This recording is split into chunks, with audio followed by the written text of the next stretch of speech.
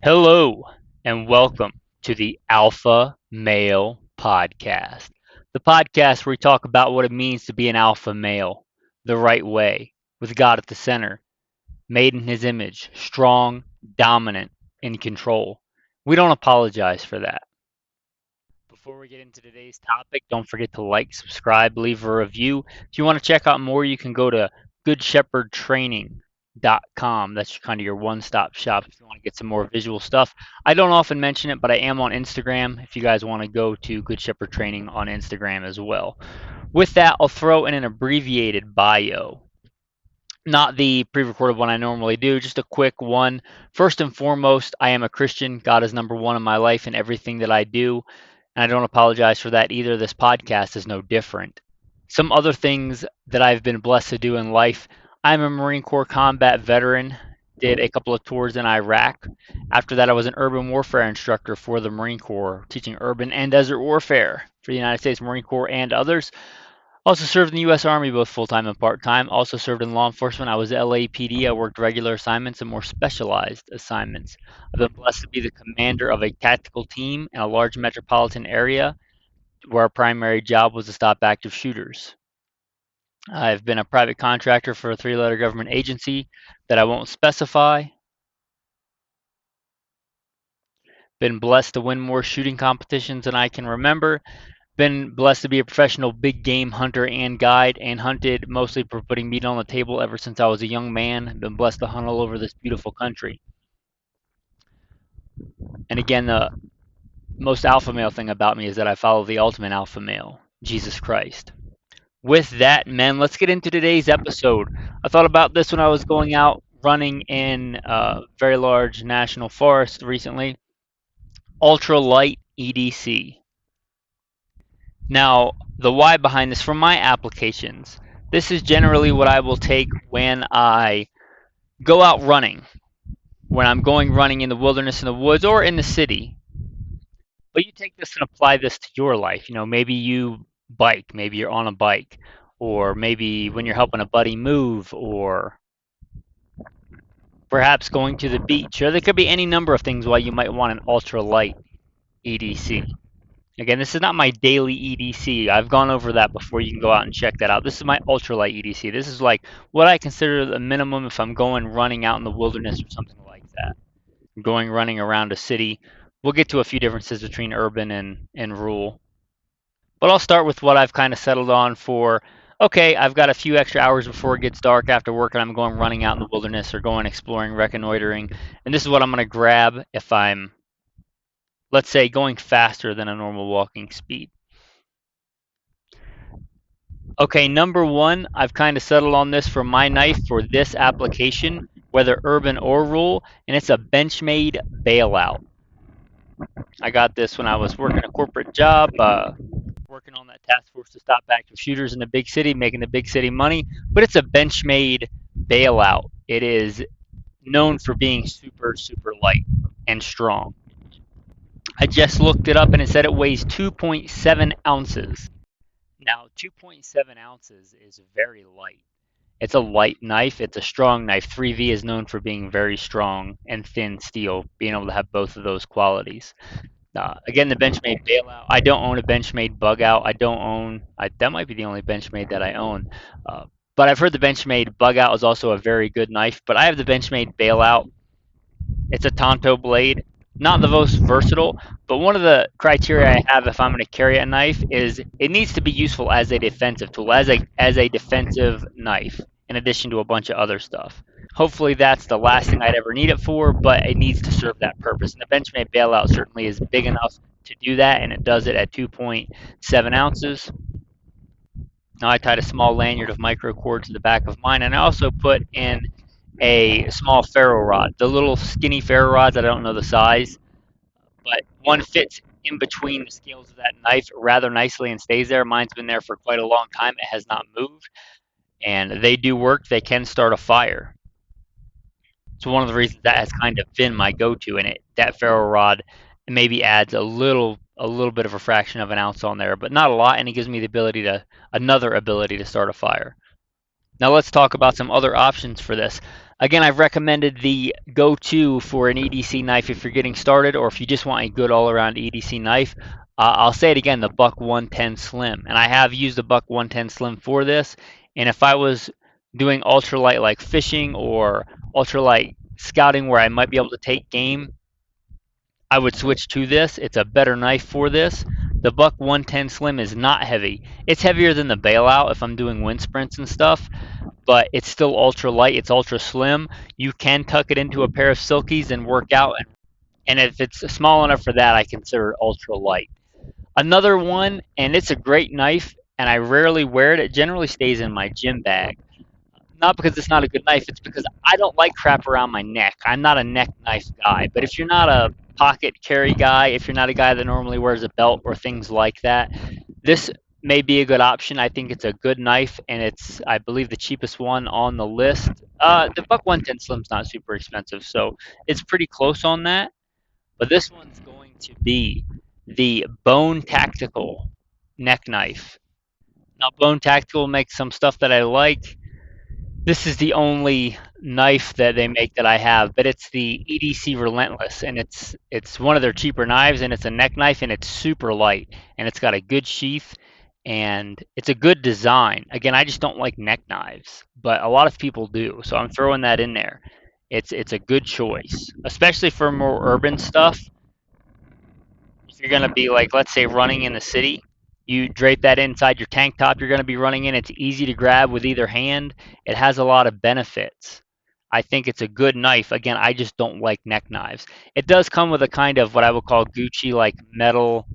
It's just like a stainless steel chain. It's very much urban looking. I don't wear steel. I don't wear chains like gold chains, silver chains on my neck. If that's kind of your style, then it'll fit right in. It comes with that. I took mine off and put a piece of micro cord on it, which is basically if you take 550 cord and think about what it looks like and shrink it way down to like 100 and something pound test, which is still super strong. And I made a neck lanyard for it. And it's, like I said, a super nice knife. I just don't like neck knives, but for a lot of people, I think it would be a better option. And very much an urban design, I would say, but a great knife, a great defensive knife. It was designed for that. And a good cutting blade. It is a double-sided dagger, and in a lot of places those are felonies. I don't know where you live, so check that. It is a double-sided dagger. I'm not sure the blade length, but look into your legal laws for all the stuff I'm talking about today. Which brings me to, hopefully this is legal where you are, but the ultralight gun. If you listen for any length of time, you'll know that I like the Smith & Wesson J-frame. My like ultra small EDC and my ultralight EDC is a Smith & Wesson 360 PD. It is a scandium frame 357 Magnum that weighs 11 ounces and some change. 11 ounces and some change is very light for a firearm. It's very light for a lot of things. So it is a great, great tool. And again, it's 357 Magnum. Now, I do something kind of unorthodox. I usually carry the 357 Magnum with just straight 38 specials, maybe 38 special plus Ps, because we're living in the ammo apocalypse right now. My favorite load is the Smith & Wesson Defend, I believe 130 grain, just standard pressure, but I haven't been able to find that or get that, and I shot what I had. One of my other standard go-to loads is the Spear Gold Dot Short Barrel 135 grain, 38 Special Plus P. But I don't generally carry 357 Magnums in all the chambers because it gives you quite a bit of recoil, and the ability for fast follow-up shots gets diminished with that. What I will do is carry my last round as 357 Magnum 125 grain, and that's a solid copper load, good for penetrating. And my thought on that is in my last round, the ability to quick follow-up shot is negated. And I have that in there for bigger wildlife and things like that. I would often carry that load when I was a professional hunter and guide, and I had like a long gun, but this was my backup gun for angry animals. But you do have the ability to run for 357 Magnum in all the cylinders if you want. But I would advise you to shoot it first and see what it's like, because it's kind of like getting hit in the hand with an aluminum baseball bat. But the Smith & Wesson 360 PD is a good gun. I've had it for a long time. I've put a lot of miles on that gun. It is fantastic. But there are other options. Any of the air weights that are generally just 38 special, 38 special plus P are fine. The airweight series are great. You're not losing a lot in terms of weight if you go to the airweight over the scandium frame PD models of the Smith & Wessons, and they're quite a bit cheaper. And you're not giving up quality, you're just giving up the ability to shoot 357 magnums in an ultra light, super crazy alloy frame, which doesn't apply to most people. So that's a great choice. Also, Charter Arms, they're an American-made company, and they are I I call them the budget version of the Smith and Wesson, but they're good guns, and they make a lot of really cool guns that would be good for this. And I would still consider them in the ultralight category. They have that lightweight frame in the neighborhood of the Smith and Wesson Airweight. I'm also going to mention the Keltec P32. It's kind of fallen out of favor. People think the 32 is not a great defensive round. I would say it's not the best defensive round, but it's certainly fine, and that would be a good option. Any of your super thin, super light that I'm not a big fan of for everyday carry because they're very hard to shoot, they're much better than having nothing if you're talking about ultralight running or hiking or biking or something like that. Any of your thin, single stack, small, 380s, and take your pick of the Smith & Wesson Bodyguard or the Ruger LCP. The Ruger LCP and 22 long rifle will also be a great choice. If you're a Glock fanboy, I guess the best one for this would be the Glock 42. That's kind of my wife's ultralight carry when she goes hiking, running, things like that. That's the one that she's chosen, the Glock 42. So there you go. There's some ultralight options. I'm sure there are more, but those are ones that I'm familiar with and ones that I would recommend. They're super small and they're not hard to run with.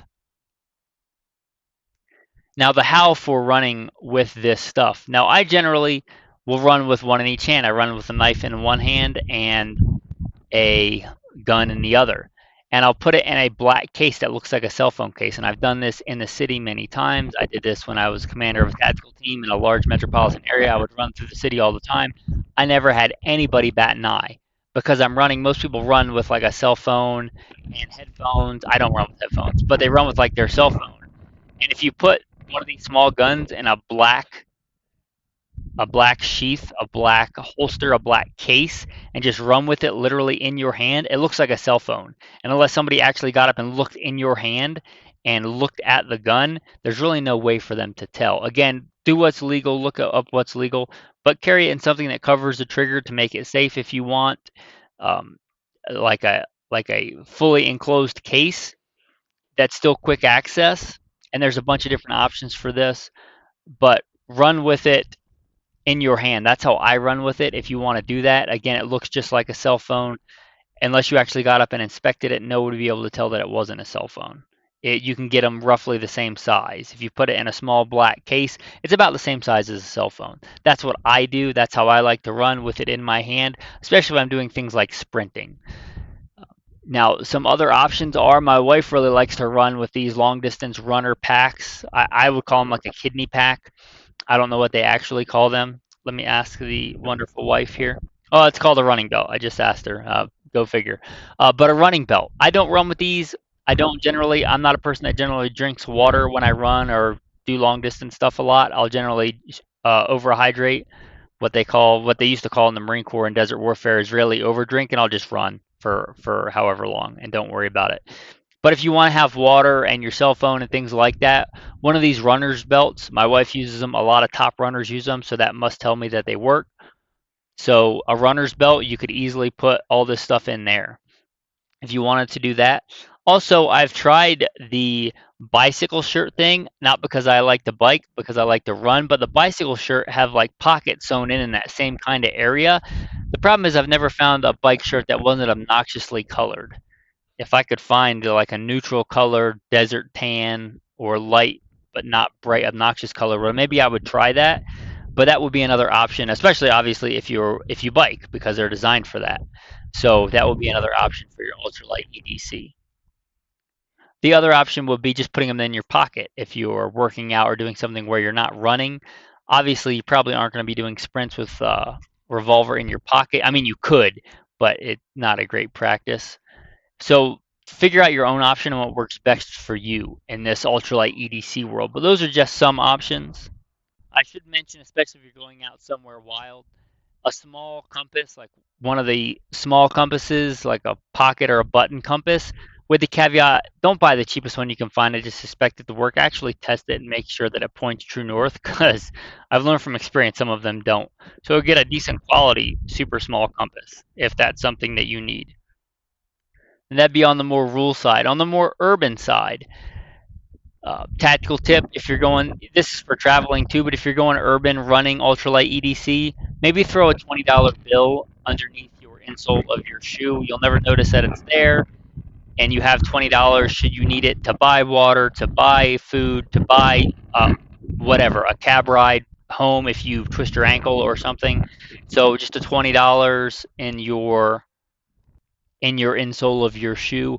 Also, if you're traveling and you get mugged, that's kind of an old traveler's tip to have money in your shoe. Going down to Tijuana or something, that's a good place to keep money.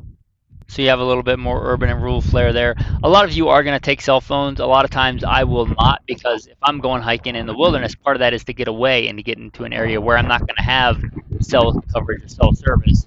But cell phone's not a bad thing to have if you're willing to carry the extra weight. But my cell phone probably weighs as much or close to or in the same ballpark as that 357 Magnum, and I'd much rather have that, especially if I don't have cell service. And this is going to bring me to the tactical tip of the day. The tactical tip of the day about your cell phone. I'm going to give you two here. Now, most of us have covers on our cell phone. So take that cover off and write your email address inside that cover. That way, if you should lose it, drop it, somebody finds it, if they're honest, they will have a way, especially if you have like a locked phone where they can't do anything, they will have a way to return it to you. If your phone's locked and they can't access it, they can't look up your information and give your phone back. But if you were to say, write this on the inside of your cell phone cover, or maybe even on the outside, your email address, obviously your phone number is not going to do much good because they have your phone, but your email address, you can write that in there and they can contact you to get your cell phone back to you. That's a good tactical tip. But another one, we talked about putting a $20 bill in your shoe. Another good option might be to put a $20 bill inside your cell phone case. How many times have you just gone out, not even ultralight EDC, I'm talking about just day to day, and you forget your wallet, but you remember your cell phone? And maybe you're out of gas, or maybe you just, for convenience sake, are at the store and you want something and you forgot your wallet. Well, now you have a backup 20 and it's in your phone case because you have your phone even though you forgot your wallet. I'm hoping that you guys are carrying your baby bug out bags, next to you in your car or whatever. But if you're not, this is another good option, redundancy. Have a $20 bill, or do more. Do a $100 bill if you're a baller, or do a $5 bill if you're pressed for money. But put a little bit of cash, in your cell phone case. That way, if something happens, you have a little bit of cash. Another small thing you can put in there is a razor blade. Either just one of the utility razor blades that are common for utility knives. I shave with a straight razor, or not a straight razor, actually a safety razor. It's like the old school single bladed razors. They're super thin. I've talked about them before, but they'll easily fit in a cell phone case.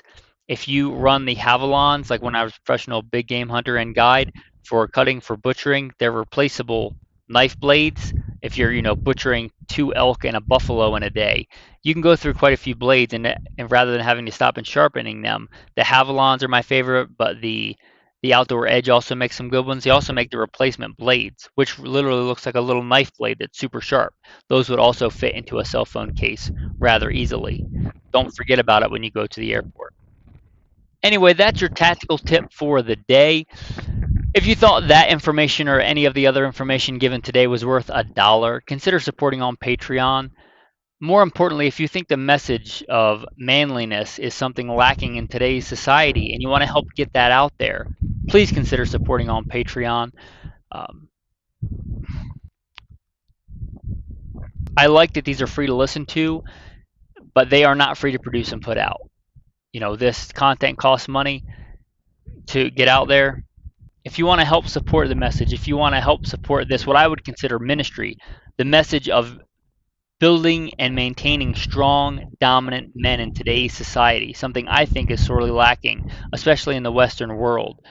If you want to get that message out there, if you want to grow the message, consider being a part of that, not just a passive part, a listener, but being an active alpha member of the community. Consider supporting.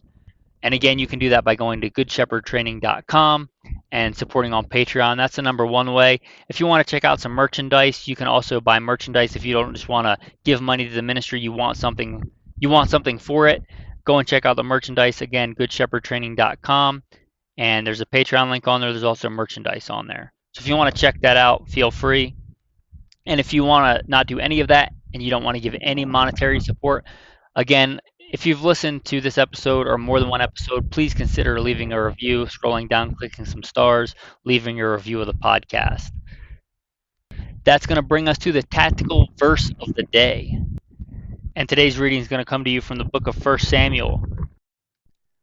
Then David said to the Philistine, "You come to me with a sword, with a spear, with a javelin, but I come to you in the name of the Lord of hosts, the God of the armies of Israel, whom you have defied.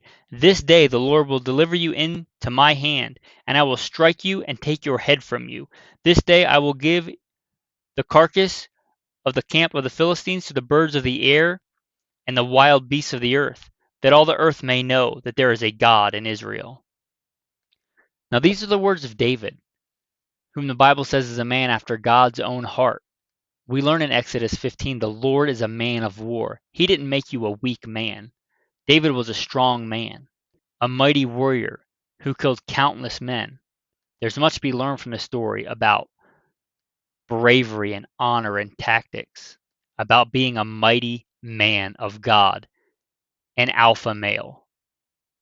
Look at the alpha males in the Bible for an example: David, Gideon, and of course the ultimate, Jesus Christ. Let he who has no sword sell his cloak and buy one. The Gospel of Luke. With that, men, I want to say thanks for listening. Have a blessed day. Get out there. Be strong. Prove yourself a man.